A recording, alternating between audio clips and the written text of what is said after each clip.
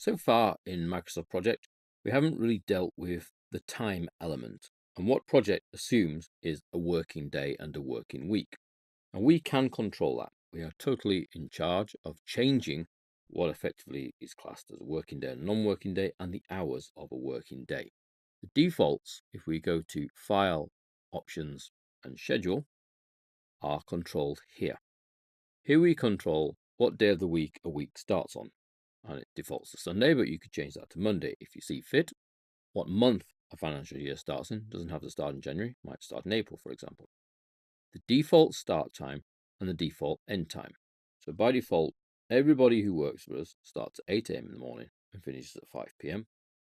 Then there are three assumptions here: 8 hours in a day, 40 hours in a week, 20 days per month.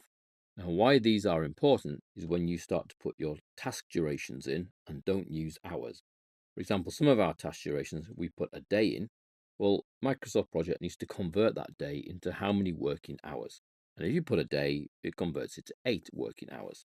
Now, between 8 and 5, there are actually 9 hours. But the assumption, when we have a look at the calendar, is that you have an hour's lunch. Obviously, we can reduce that.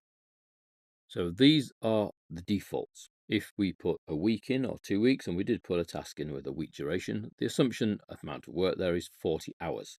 Now, if your working week isn't 40 hours, you could amend this. Perhaps your hours per day is 7.5, your hours per week is 37.5. We can adjust that. However, if we adjust that now on an existing project, so on this My Kitchen project, what will happen is all the task durations will change because we're shortening the working day.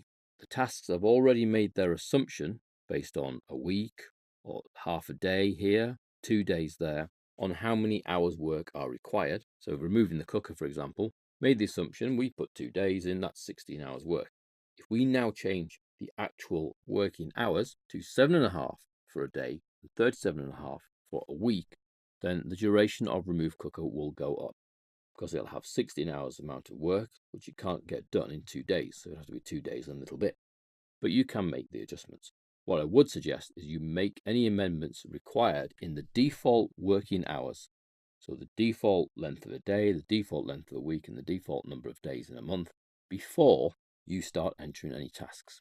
So if I now change this, and let's say our working day is 7.5 hours, and we finish at 4:30.